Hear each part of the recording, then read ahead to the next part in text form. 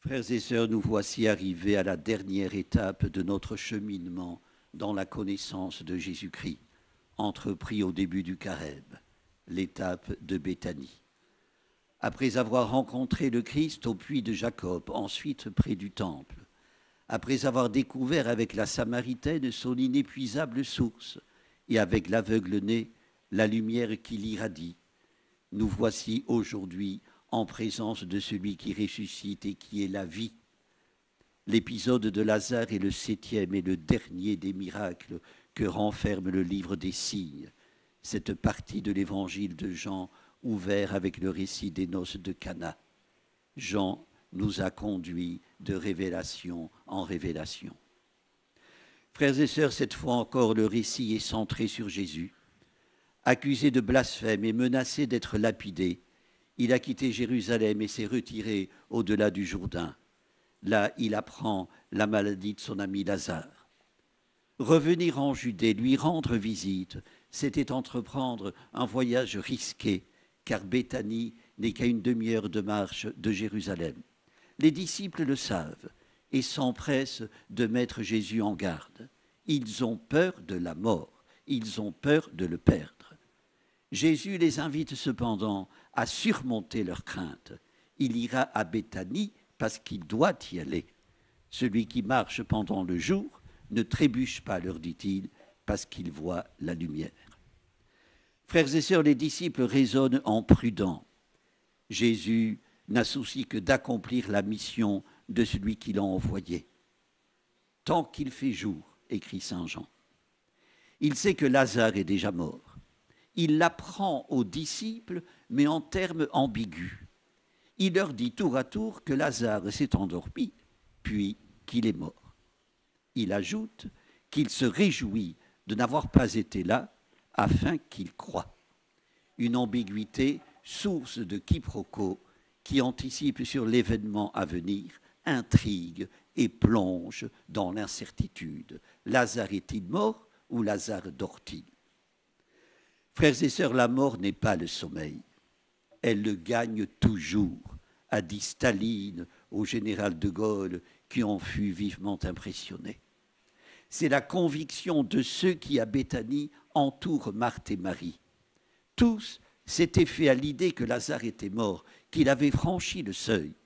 Selon les croyances juives, l'âme du défunt errait autour du corps jusqu'au 4e jour. Il fallait seulement se résigner. Frères et sœurs, la résignation n'est pas étrangère à la tristesse et au chagrin. Jésus éprouve l'un et l'autre.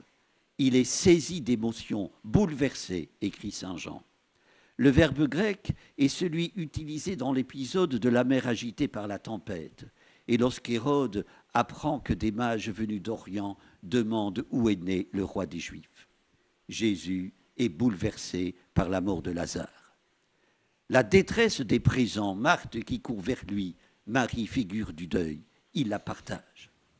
Ce qui d'ailleurs n'a pas échappé au ricaneur. Lui qui a ouvert les yeux de l'aveugle, ne pouvait-il pas empêcher Lazare de mourir? Oui, Jésus pleure son ami Lazare, il pleure, mais il n'est pas résigné. C'est alors que, surmontant son émotion, avec la grâce du Père auquel il s'est adressé dans une prière, il nous est révélé dans sa toute-puissance, un saisissant transfert de l'humain au divin.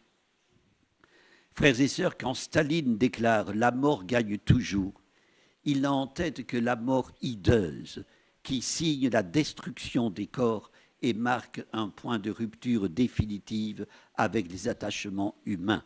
Mais l'heure de Béthanie donne tort aux tyrans. La victoire de la mort n'est jamais qu'apparente. Elle ne s'impose qu'à nos yeux de chair et au sang-froid.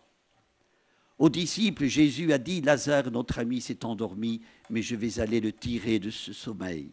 À Marthe, qui égale à elle-même, au moment où Jésus donne l'ordre d'enlever la pierre, remarque « Seigneur, il sent déjà ». Jésus rappelle « Ne te l'ai-je pas dit, si tu crois, tu verras la gloire de Dieu ». Ô Marthe, n'as-tu pas entendu les paroles de celui qui est là, devant toi? Frères et sœurs, la mort nauséabonde, la mort noire, c'est une idée de pompier funèbre, écrit bizarrement Léon Bloy, qui rectifie « La mort est blanche, lumineuse, pleine d'espérance, parce qu'il n'existe pas de néant futur. » La reine Fabiola en était convaincue, qui s'était revêtue de blanc lors des obsèques inoubliables du roi Baudouin, son époux. Seigneur Jésus, nous voici devant toi avec nos incertitudes, nos doutes, nos espoirs. À chacun de nous, tu cries d'une voix forte, viens dehors.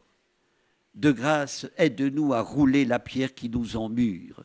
Aide-nous à dénouer les liens qui nous empêchent d'aimer, de pardonner.